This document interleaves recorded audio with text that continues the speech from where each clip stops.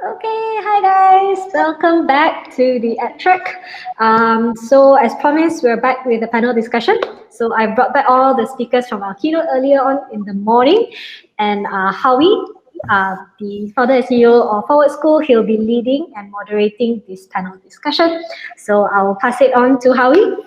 Yeah, thanks, Serene. Again, thanks to everyone who, especially the speakers, the organizer, the speakers who have joined us this morning, and each and every one of them basically did a talk in their areas. And I just wanted to very quickly give another round of introduction.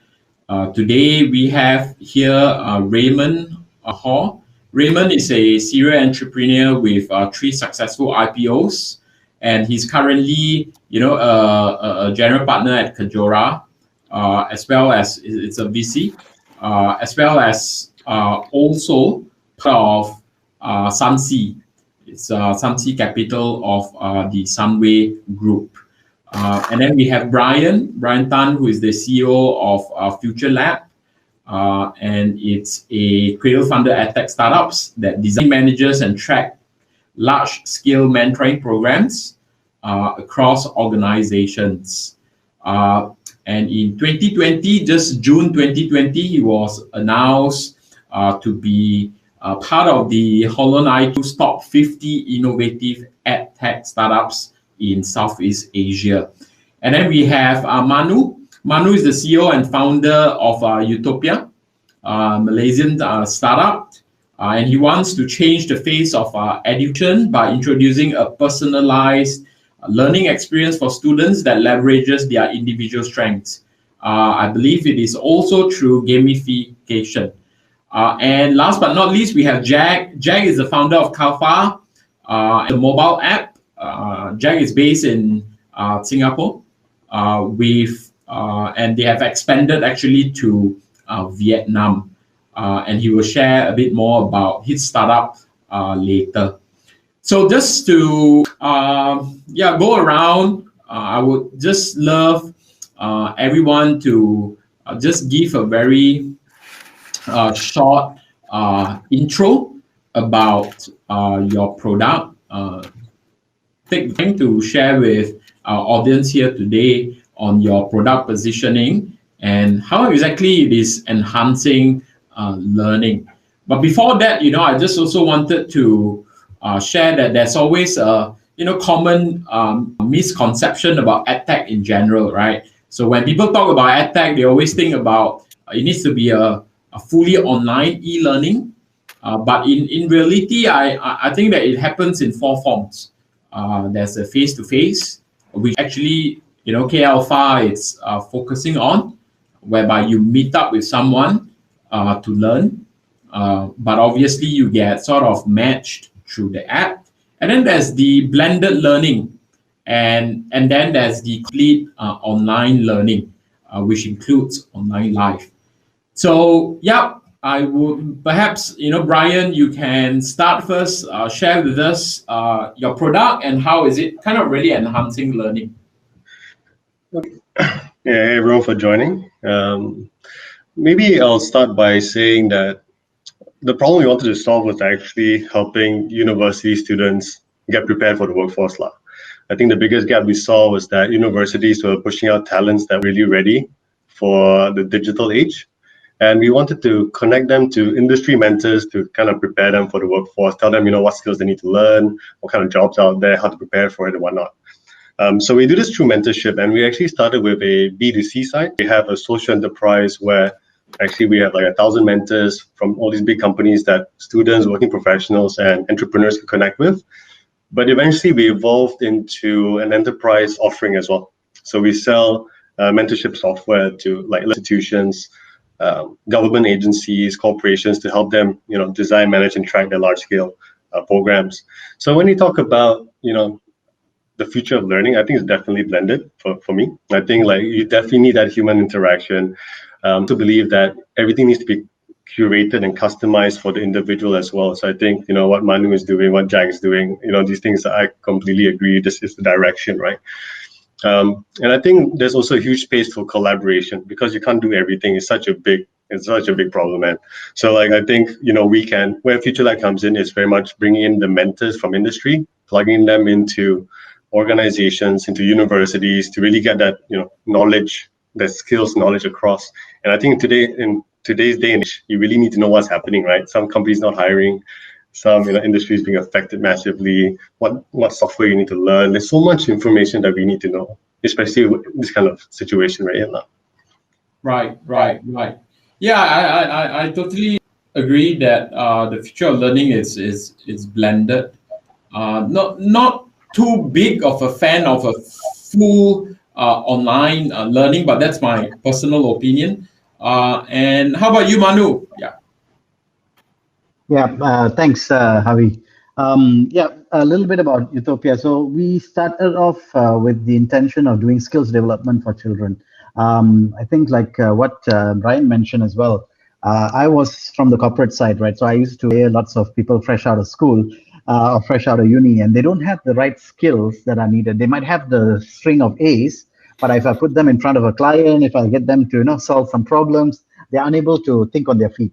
So that was one of the things that sort of be like a impetus for me to start up Youthopia. And then looking at my own, I've got 2 kids of my own, and similarly, they are very good in school, but when you take them out of that context, they get a bit nervous. They're unable to communicate confidently.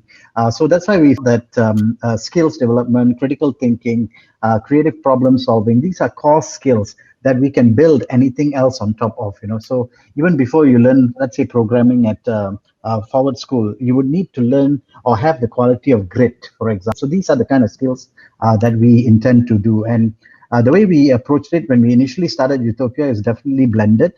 We had an online platform which had games, self-directed learning, and we had the intention of running face-to-face learning camps. Then COVID hit, so we shifted a little bit. The learning camps became online Zoom sessions, but we still have that interactive instructor-led portion as well. So I feel I totally agree with Brian, and I guess Howie yourself, that the idea of blended learning is crucial. We need to find that right balance between things that are self-directed plus things that are instructor-led. So that's where we are coming from right now. So yeah, that's my opinion. Right. Thanks, Manu. Raymond, earlier, during your talk, you shared about what will kind of, you shared about EdTech 3.0, where it will largely, be powered by AI, machine learning. What's your thoughts on, face-to-face? Do you see, a world whereby everything will be run by, AI in a way? Will there be some level of interaction? What opinion on this? Yeah. So now, I say I would like to see AI and machine learning and deep learning being deployed to facilitate education, right? It's not about taking away the touch, right? It's not really about that. I think part of it is like someone just now mentioned, like teachers will get into the role more on the facilitating. I think it's Manu will talk about that. I think I totally agree about that. It's like, for example, the Harvard MBA school, right? You go in there, you do a case study, you study, but the lecturers, they're just good in facilitating the discussions, all right, analysis, and the result. It's like it's a whole process. So they are not there just to regurgitate the content. Now, I look at Malaysia, right? I mean, our ex-YBO have a YouTube talking about the education challenges in Malaysia, right? Teachers have to do a lot of reporting, right? So they take away the time on the positive task whereby they can really focus on teaching the student, engaging the student. For example, we use this kind of technology whereby we find the best content. The content doesn't have to be taught by a Malaysian lecturer. It can be a best content taught by a European teacher or a Menon Chinese teacher or India teacher from anywhere in the world. Just that he or she deliver the subject so well, okay? And that content can just be shared in the school. But the teacher is just there, right? Focusing on the student, facilitating the discussions, right?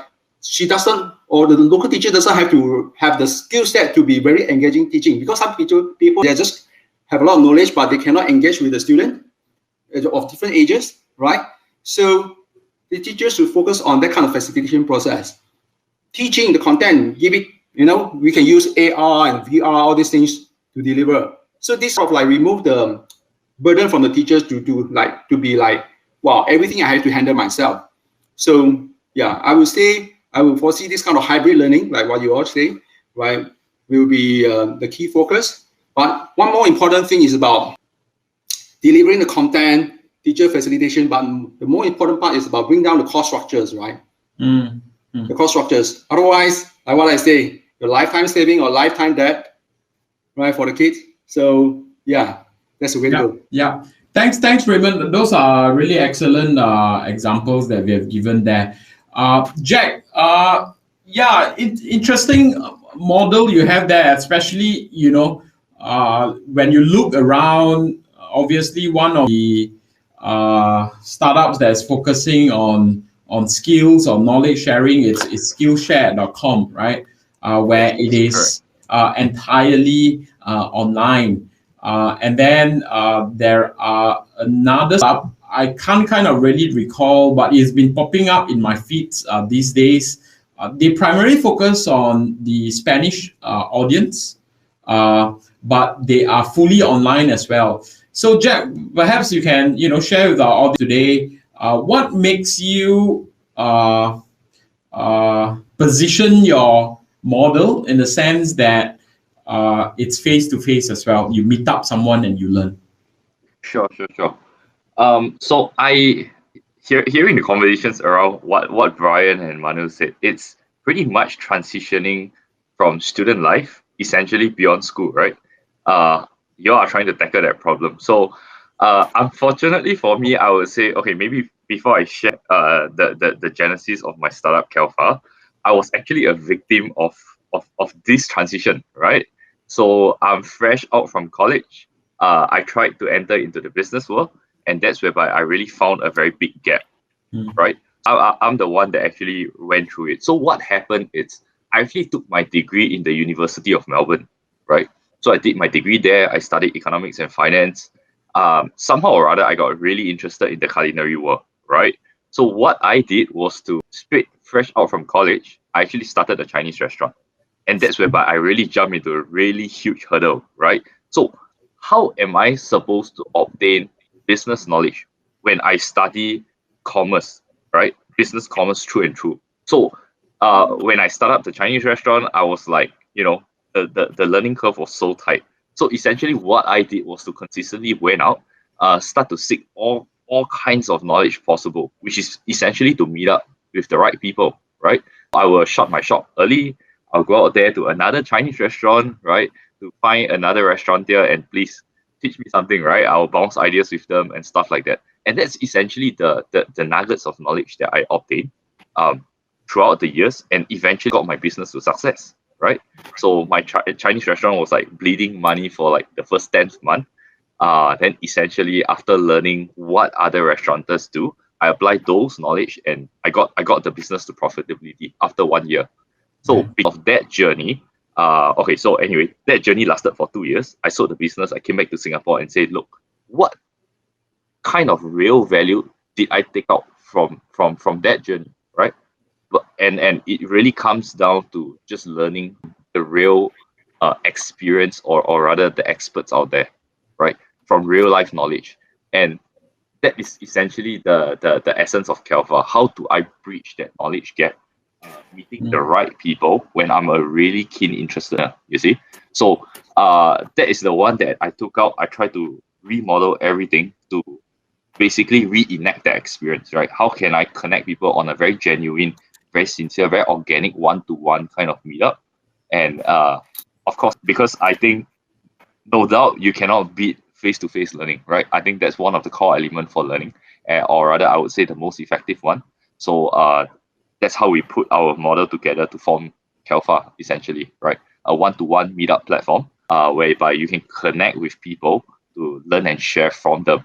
And I would say in terms of our experience, developing countries would actually benefit a lot from this platform So as a result, that's the reason why we expanded into Vietnam, and hence today, we got more than 100,000 users using our platform, right? So yeah, anyway, that's what we advocate for, basically. Excellent. Thanks, Jack, for sharing. Let's now look on the massive opportunities that we have in EdTech, and specifically right now, I wanted to talk about children, right? And parents should know this. Sometimes it's kind of really challenging to hold a child's attention, and it's normal to be seeing every dinner time, when there's children on the table, there will be an iPad in front of them. I'm not an advocate of that, but it's so normal that it's been, pretty much a norm. And according to child development experts, right, an average child's attention span varies from 2 to 5 minutes for each year of age. This means that the 5-year-old will likely only stay focused for no longer than 25 minutes. And this question is for Manu. Is gamification of education here to stay? And do we see an increased? Do we see that gamification helps to increase in the desire to learn? I'm an occasional learner on Duolingo, the language app, and enjoyed it immensely. What do you think? Yeah, thanks, Howie. I think I feel very strongly that yes, gamification is here to stay. It's been around for a long time, right? So we've always built to some sort of gamify, whether it's fitness, whether it's other parts of our lives. So now in education as well, it is showing a very good sign that it helps motivate the children to continue doing things and to continue completing actions that's supposed to be set in front of them. So I think what you said, like the idea of having an iPad at dinner, we don't allow that at our dinner table, but we used to see the fact that both my daughters, when they were younger, they were consuming a lot of YouTube. So I challenged them. I said, instead of becoming just a consumer, why don't you become a creator? So they started their own channel. They don't have many followers, but they have created their own channel, and that we made it in a way that we gamified that whole experience. So similarly for Youthopia, we are looking at kids age 10 to 16. That's the age group that we are looking at. And we feel it's a good age to get them started with things like critical thinking and creative problem solving. And also the way that we've designed our content is purely games and interactive quizzes. So it is not video. It's not like what many of the other platforms out there do, right? So you're not just listening to someone. What you said about the attention span, it's true. The attention span for kids are very, very short. We have that in our design of our modules as well. So we've kept our modules less than 10 minutes. Each learning capsule is less than 10 minutes long. And the idea behind that is really to make sure that the learning is effective.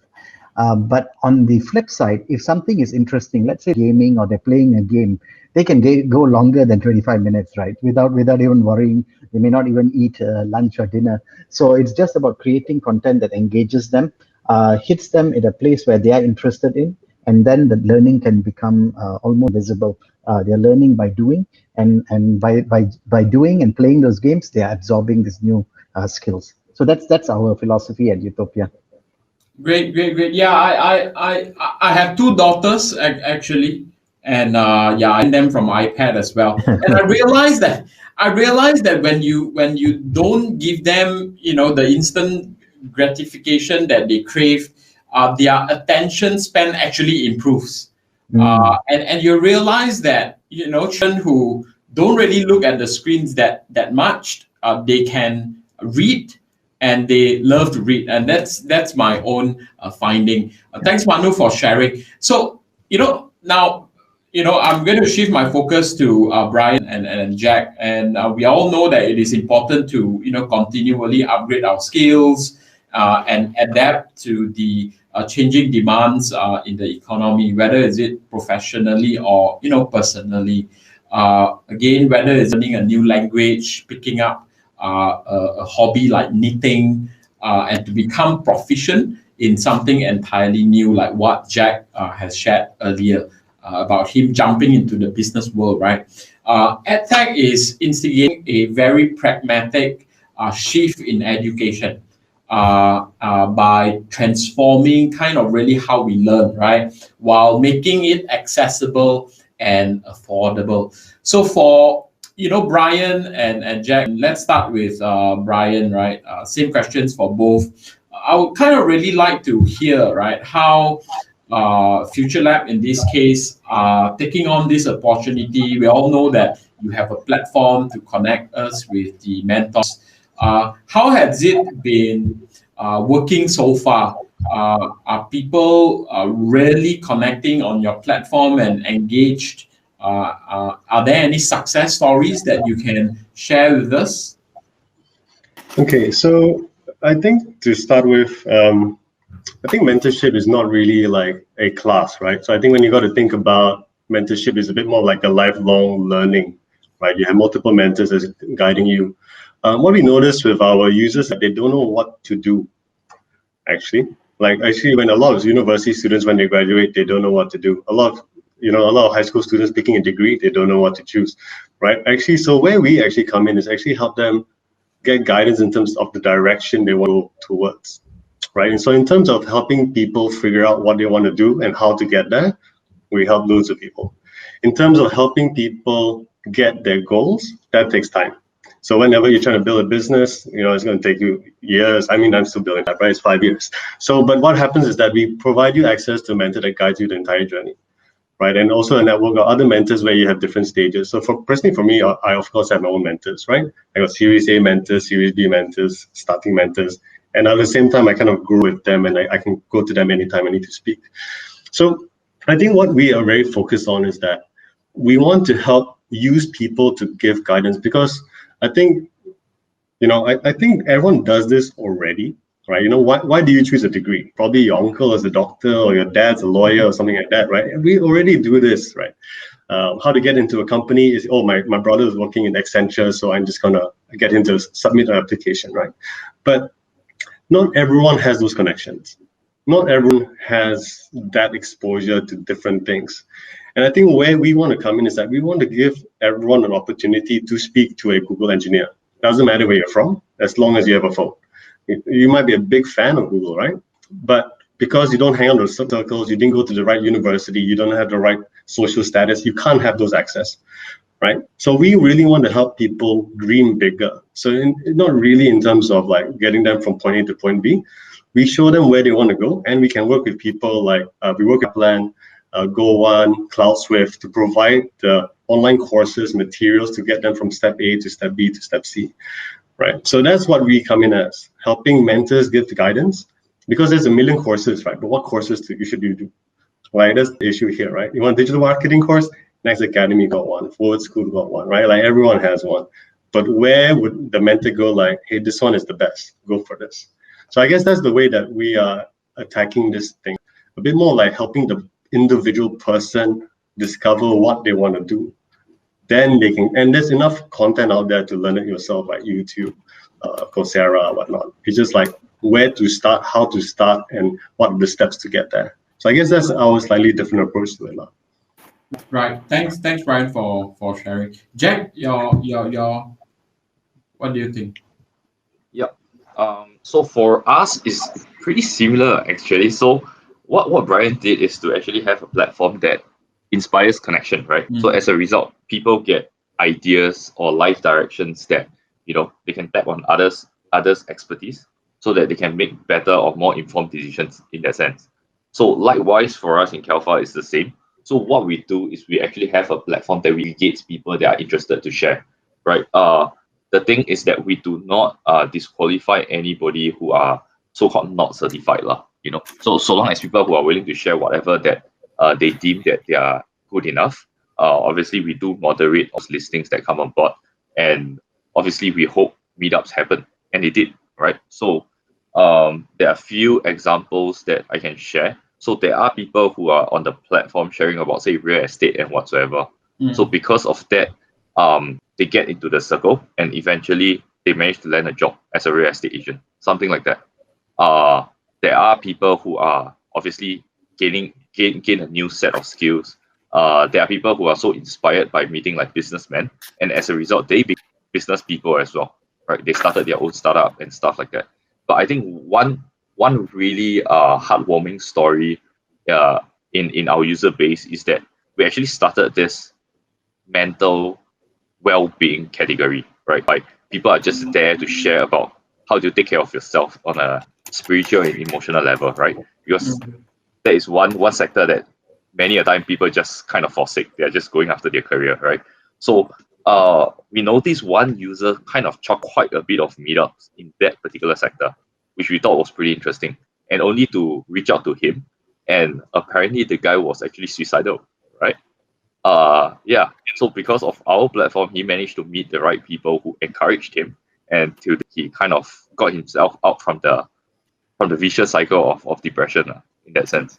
So I thought, yeah, this would be by far one of the better success stories, at least in our platform. Although EdTech aside, but this is what essentially, if you on other people's experience, could benefit greatly for oneself, right?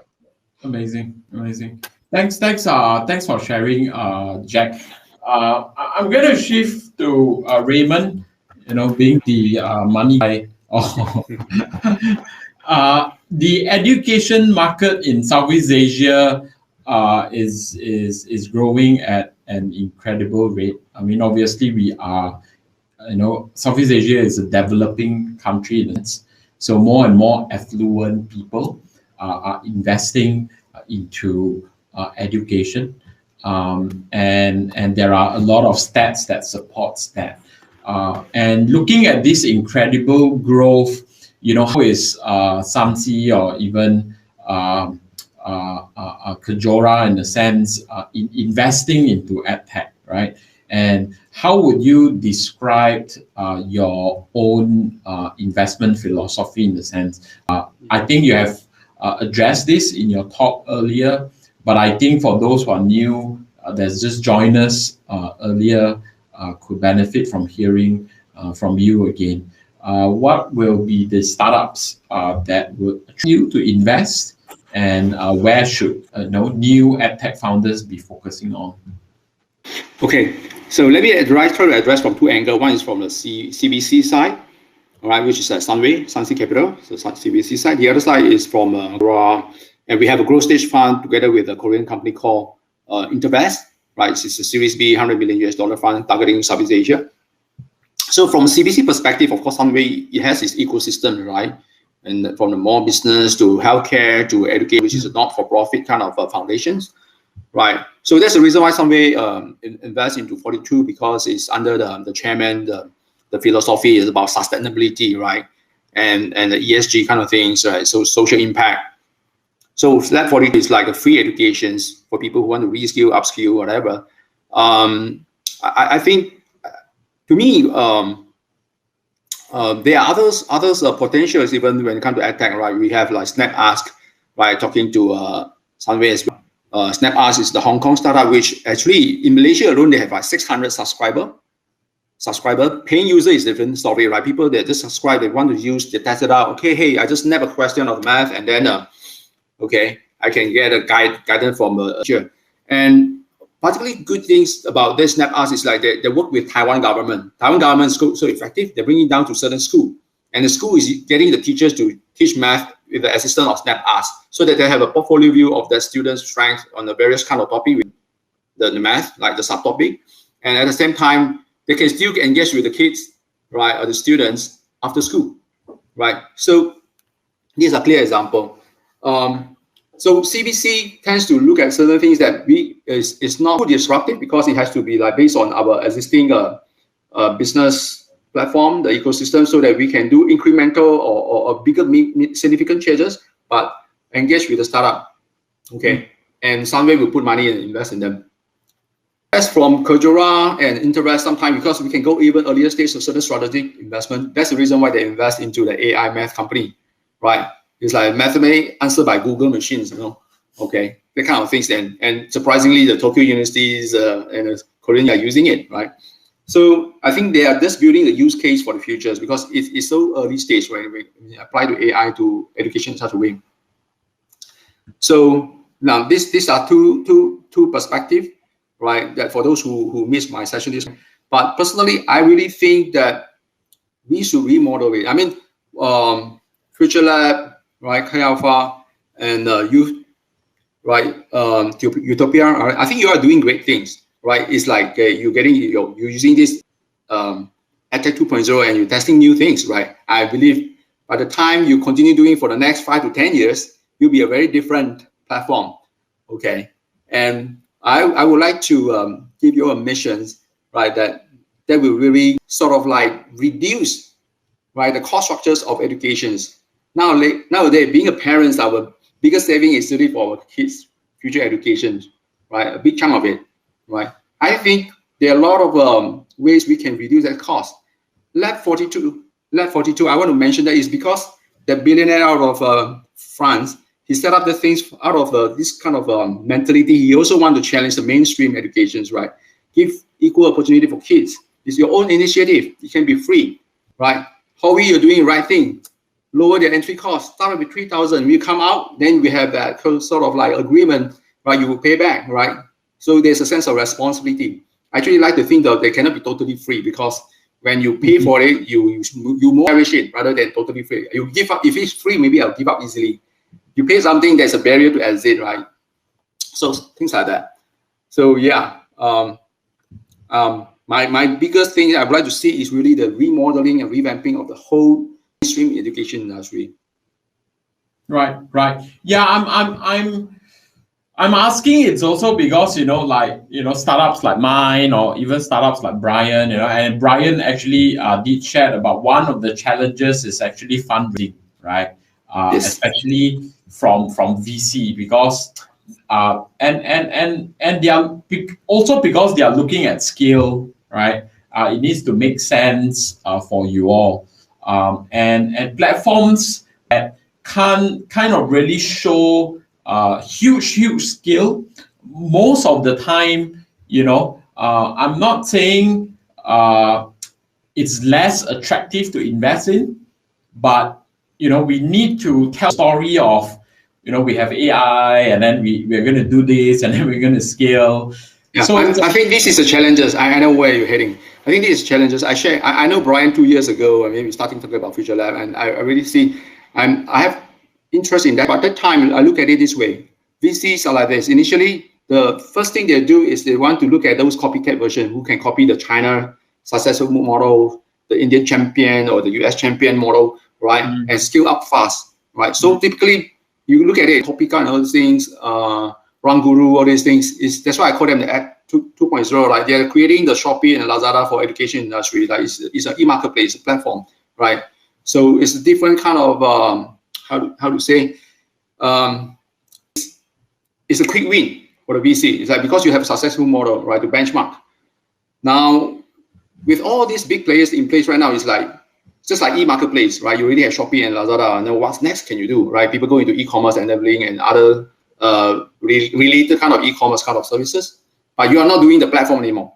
Same thing for EdTech 3.0, okay, right? So out of Malaysia, right, out of Malaysia market, Singapore market, our own domestic market is so big only, population size, right? That's why you can see Run Guru can command high valuation and grow so fast, because the population size is so big over there. Likewise, Topica, right? But how about Malaysia? I mean, our market size is so small, right? Then we have to do something that's beyond just our market, right? Okay, market constraint, right? I don't have exactly the answer to you, but I know these are the challenges that we have. I mean, as a VC, right? If I put myself as an entrepreneur, I want to do this thing. I sort of resonate with you, the kind of challenges. But as a VC, definitely we want to put money in where you can scale up. Yeah. So one good insight is by the Korea, right? I mean, they also know that the market is small, right? But when they do this mass espresso things, they think they can actually scale beyond, right? So SnapUs is a good example. It's out of Hong Kong, right? So Hong Kong has a very few successful startup, right? And SnapUs is one of the darling, right? They put in the hallmark of HSBC headquarters in Hong Kong, right? And that guy, his market presence from Hong Kong, he spent to Taiwan, right? Singapore, Thailand, okay, and so in Indonesia. So that's a good example. He found a platform whereby he can grow regionally, harnessing this 700 million population market size. Why can't we else? Yeah. Right. Thanks for sharing, Raymond. I'm going to shift our focus to challenges, right? Keeping up with EdTech trends is essentially important as, technology radically aims to change everything we do, from everything, right? From banking to socializing and purchasing. That also, means convincing teachers to sort of move away from orthodox modes of learning to more unconventional ways, right? Even going online, some people have this inertia. They will say, "Are you sure? This can be done?" And this is one of the challenges that I see. How do y'all think our teachers in general are adapting? And is it a very difficult conversation that we'll need to have with the teachers and parents on seeing these technologies are here to enhance, right? I think we did touch on this a little bit earlier, and kind of not to replace. There are some worries as well, with AI and all that coming in. What will their kind of role be? And yeah, I mean, this is an open question. Anyone wants to share more on that, or any experiences on this, or if you have interacted with teachers before, what do they think about all this? I'm also a parent of two girls, just like Manu and Howie. I believe Brian and Chang are still like having a sweet time. Enjoy your food. That's true. That's true. So honestly, this COVID-19, right? Having the lockdown and being forced to be online, and the parents get to sit side by side to see how the teacher teach in the class and how your kids react after school. After school, a lot of activity. The CCA after school, right? In fact, it's not what the school activity is like. The kids go on to socialize on the platform, right? And play games like whether it's Minecraft or Roblox, right? And that's the biggest struggle. But now the key thing is, teachers, the school, whether it's international school, private or government school, I think using those tools from Google Classroom, Schoology, all these things, no problem. They can do it, right? Giving out the content, they can do it. The tough part is really the teacher also is the learning curve for them to like, hey, how can I engage the audience, right? I mean, just like we doing the presentation or in the conference call, we can't see the crowd. How are we going to engage with them?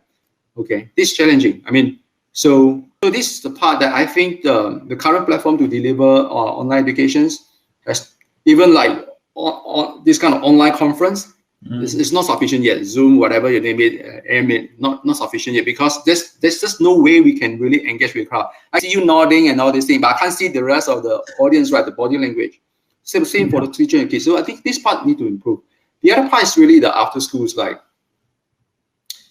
they can do the homework and submit and whatever, but the socialization, the social part is missing, right? So I know taking away the iPad and then get them away from games is sometimes it's always a struggle in the family. But sometimes I actually see the bright side of it. Like they actually learn how to socialize. Certain things mimic the adult world. They do the trading of things in the Roblox, right? Buy low, sell high, and engage with strangers. We just scam by strangers. And this is part of the social process that they learn things, right? And then I think the important part is actually the guardian and the parents, right? Discuss with the pro and cons of what happened over there. Then you can really guide them, right? Hey, this really happened in the real world, even if I come out to work and then become an adult. So, but you see them actually learn things out of that. I actually hope that, Microsoft own Minecraft now, right? They can create a class in the Minecraft that you can earn free credits, right? So that scoring the spelling or whatever in a virtual classroom or answer certain science pop quiz, then you can earn free credit, free money, right? And then that will engage the kids while they're playing, they're learning, right? They're learning much better in those kind of virtual game environment than the school virtual learning environment. I mean, that's just my take as a parent. Anyone else? I think I agree with Raymond quite wholeheartedly. I think my kids, I've also got two daughters, right? So they go to government school, and the first MCO hit, and we saw how ill prepared the government schools were. And they are supposed to be one of the better government schools. Even though they were supposed to be better, they were not prepared for it. And then, like what Raymond said as well, when my wife sees the teachers teaching and all that, she gets a little tense, to see, oh, is this what is happening in class, So that's definitely one of these. I think it's not easy for the teacher. It's not just delivering the information anymore. It's really about creating an engaging environment, engaging kind of activity to make sure that the learning is enjoyable, right? So that's where the challenge is. I think most teachers are trained to do that, or they don't have the ability to do that. So that's something that needs to be looked at. And I think Raymond mentioned Minecraft and Roblox and all these other platforms, right? I think they serve as a very good model of the real world as well, right? So we cannot keep the kids away from this whole digital revolution that's happening, right? So it's important that we prepare them for it, that they know what are the right things to do, what are the things you shouldn't do. These are things that we need to look at. So that's how I feel as well, from moving forward in terms of education as well. Right. Talking about change of consumer behavior, right? Just like food delivery and grocery, all these things. COVID actually forced the consumer behavior to change a lot, right? When e-commerce just spiked up 10 times, I have a certain portfolio that grow a lot. The same thing, I think education is, Brian, Jack, Manu, you also leverage on this opportunity because there's this massive change of consumer behavior. They just forced to embrace it, from the teacher to the students, to the parents, right? And this is a pivotal point. And how can we really harness this golden opportunity to quantum leap? Because the consumer changed. They're embracing it already. Cool. Yes, I think my thoughts on that, yes, I do not have 2 daughters.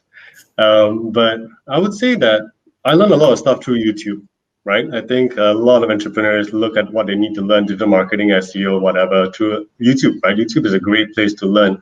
So I think the teachers need to evolve where it's just, you're not necessarily just a teacher. It's skill-based teaching, right? You're teaching particular skills. Because I think, like, even if I go to we mentor a lot of university students, when they learn marketing, it's super old school. You might as well do a boot camp. It's going to be better already. It's not relevant, right? So I think how we see it is that knowledge becomes a bit like gig economy as well. A lot of people can teach, because imagine if only you like a YouTube video, right? You create the content, you act it out, it's fun, it's engaging, it's gimmicky, whatnot. You watch it, right? That's episode 1. The teacher then spends time developing episode 2, episode 3, but in between you can have Q&A workshops, right? Hey, please ask me anything. Let's go for it.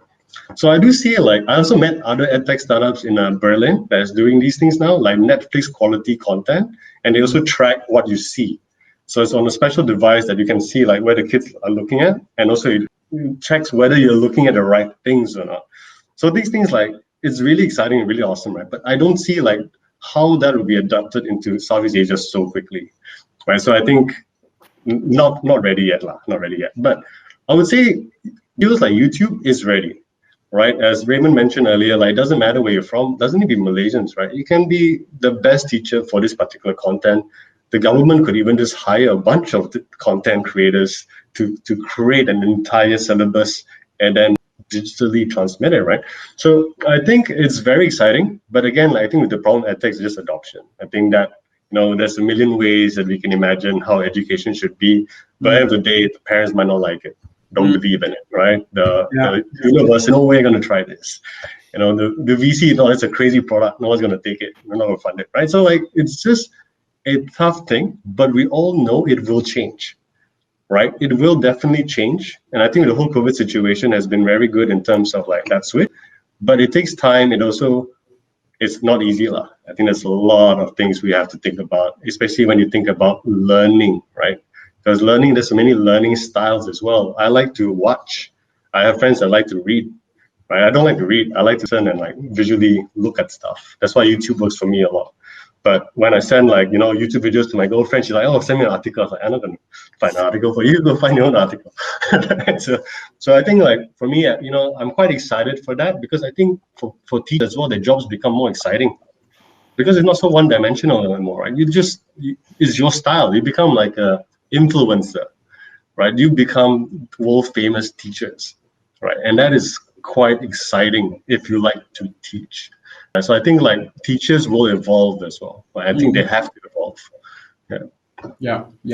Jack, any inputs on that front? Yeah. So to answer your question, Howie, I think how I look at it, right, I'll analyze it in the supply and the demand of things. And in conclusion, I would say the demand side is way ahead of the curve as opposed to the supply. So what do I mean by that?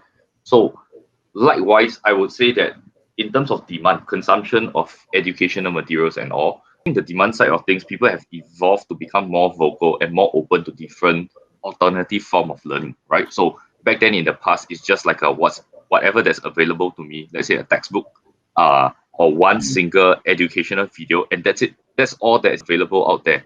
But eventually, along the years, people evolve into a sense that, okay, look, maybe digital learning is for me, right? Maybe Udemy is for me.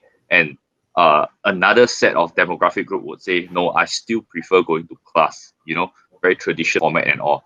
And then maybe there's another school of thought whereby, podcast is where I learn all my content, watching video and all. So the demand side have really caught up to a sense that, it's very much personalized.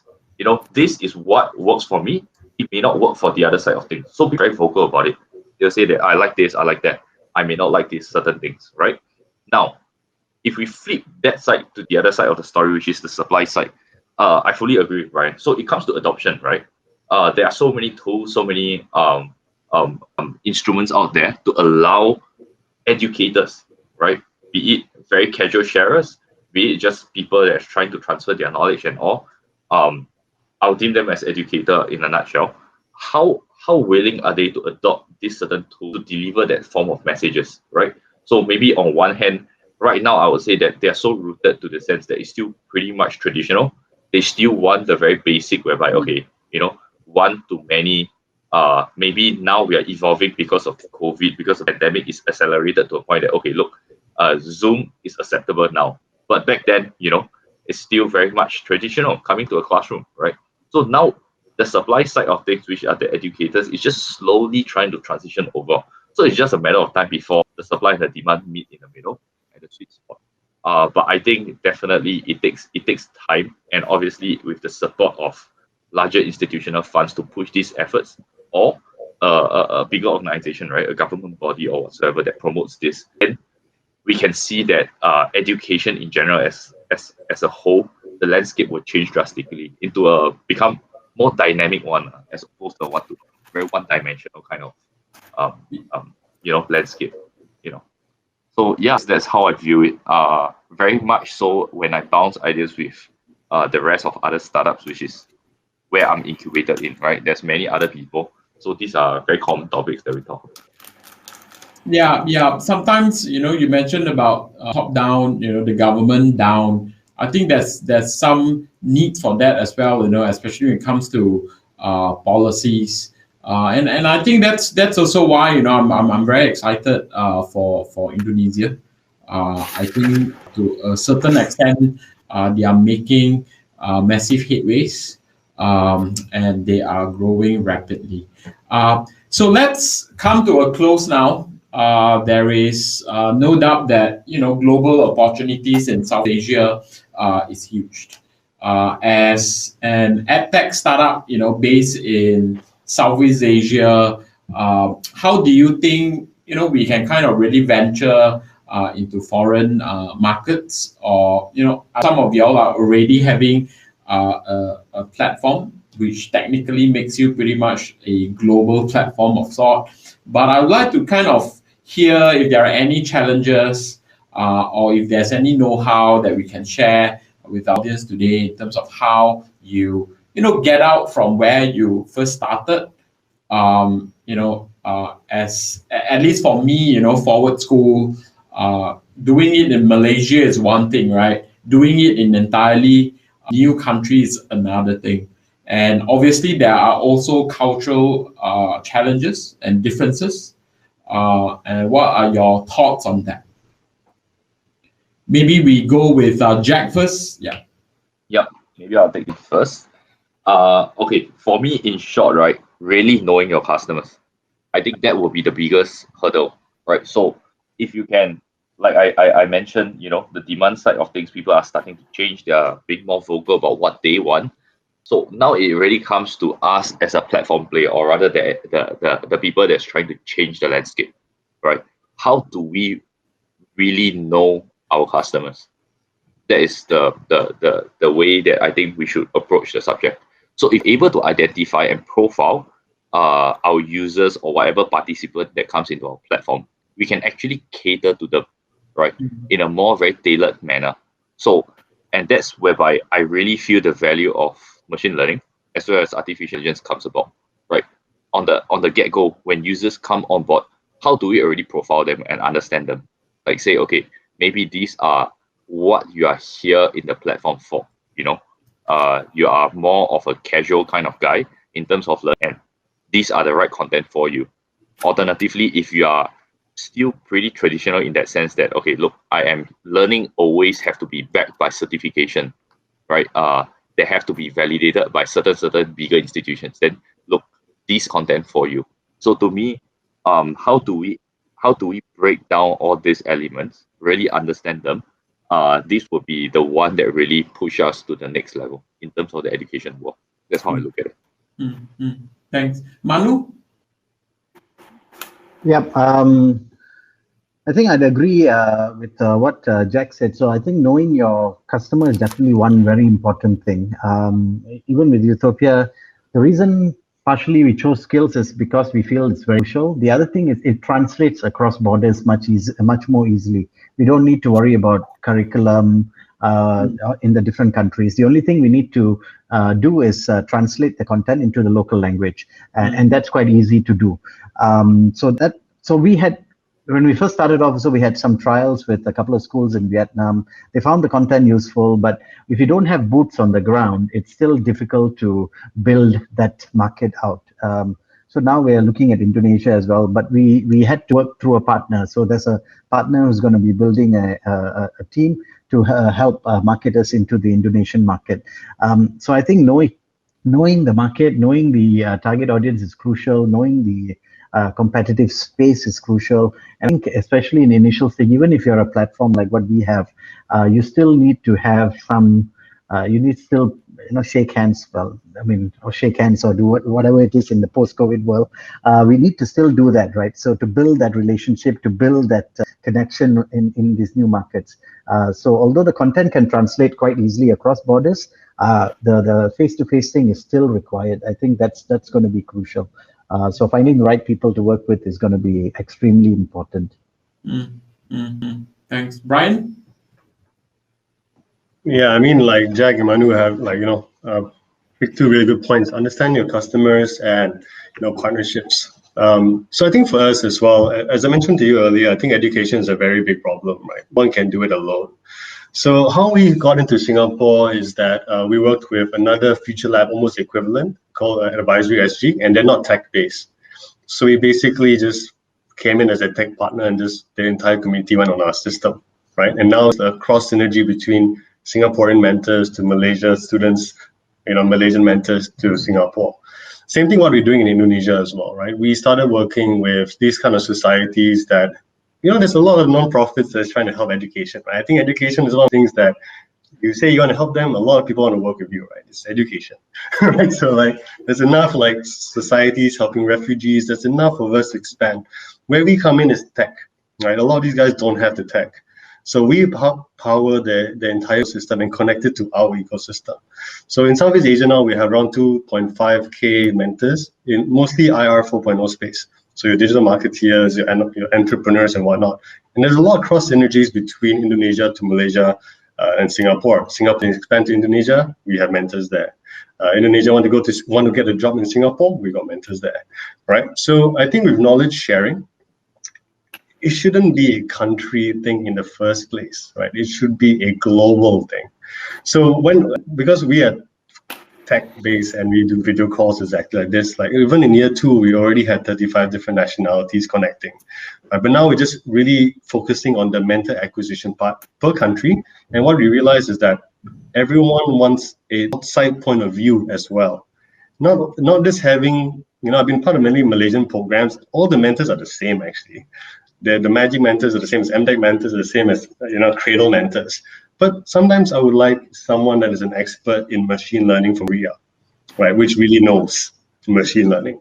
So I think that kind of knowledge transfer, it's going to be very powerful. So I think for us, EdTech guys, I think expanding is going to be very much through partnerships, right? Because I think education, there's so many challenges, right? From K-12 to high school, primary school, application management.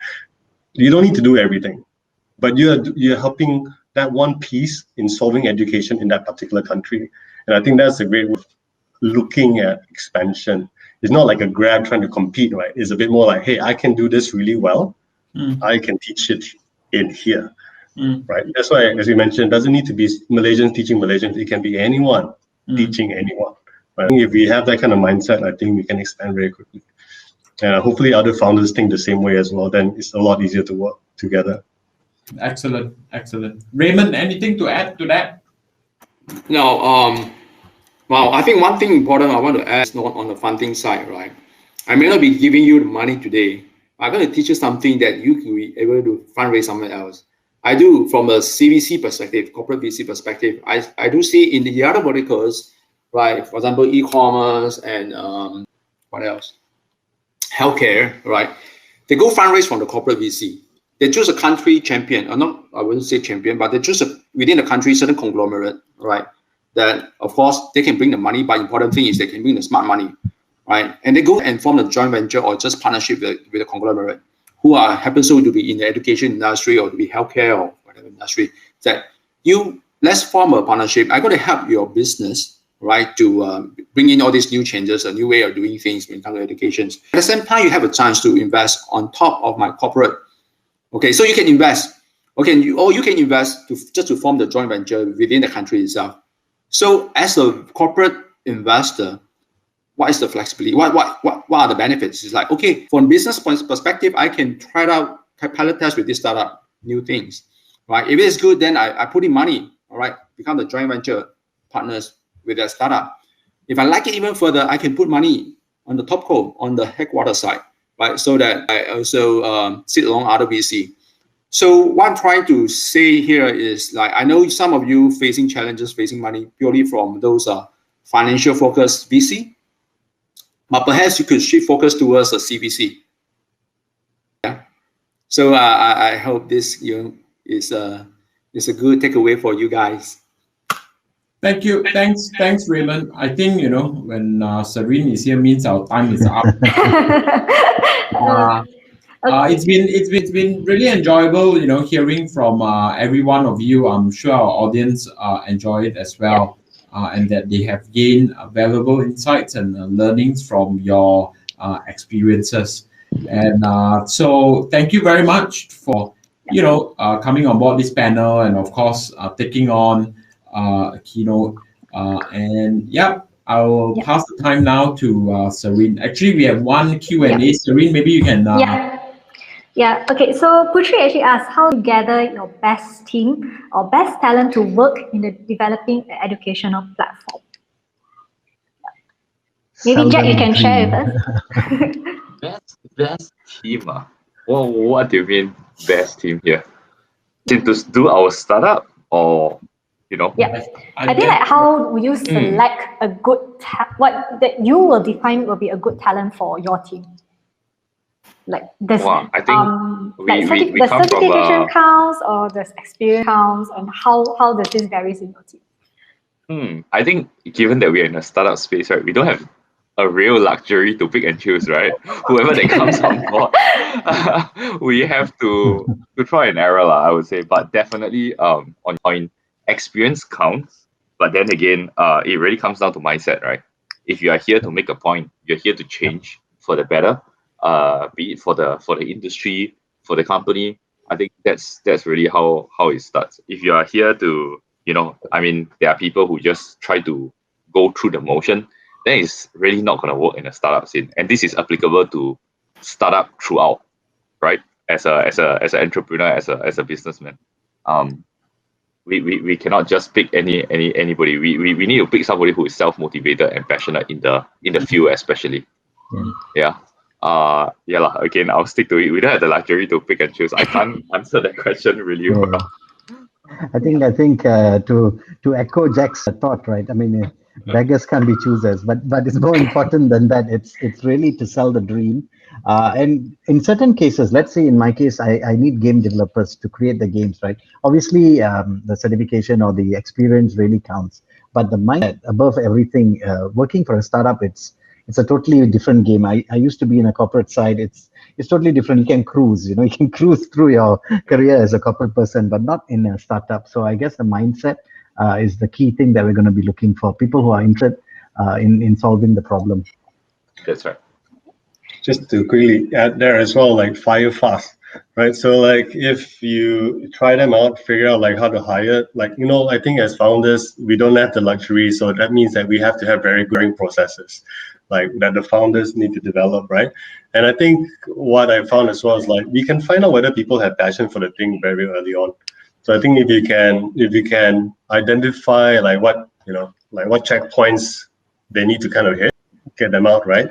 Also, another thing that you can look at is that sometimes passion can be better than skill.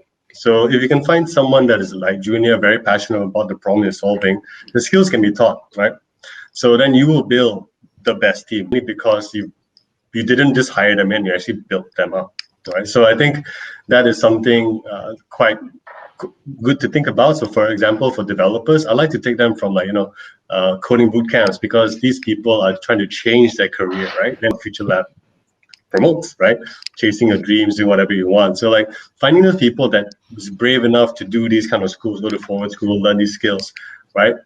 When you speak to them, you can tell like they're passionate about it. They want to do this, but it's just about like, the courage and everything. So I think getting them in, training them up, that's how you can build a very strong team, and getting out the people that aren't that good quickly, right? So I guess like any startup. Yeah, I think like self-promote a bit about Forward School, because we do industrial attachment for our students here. So every one day of a week, every Friday, we actually have our students go work with tech startups here at Forward School. So they don't just learn, technically they build their skill sets, their experiences, their mindset as well. So I guess like if you're looking for tech talents, I think that is, you want to have that balance in terms of not just certification sites, in terms of knowledge, you want to have good mindsets and like what Manu has mentioned, soft skills, learning to express and knowing the right soft skills to actually apply whenever you do your work is very important. Yeah. Okay, so thank you very much for joining us here today. Thank you for all the participants who have been staying with us through morning all the way till now. Thank you very much. And of course, thank you to our speakers here as well. Thank you, Howie. Thank you, Manu, Jack, Raymond, and Brian. So if you guys would like to connect with our speakers, I've actually shared the LinkedIn link in the chat section. So if you guys would want to connect, you all can connect with our speakers personally on LinkedIn as well. Okay, so thank you very much again for joining us. So hopefully we'll be able to connect more and maybe see you guys in Forward School. Just come down for a tour if you guys would want to. I'll be hosting you guys for the tour. Yeah, Penang got good food. Come for the food. Hashtag Penang one better. I can generate letter for you. Oh wow. Okay, travel. Okay, Yes, all right. take Thank care, you everyone. very much. See you guys. Bye. Bye. Everyone.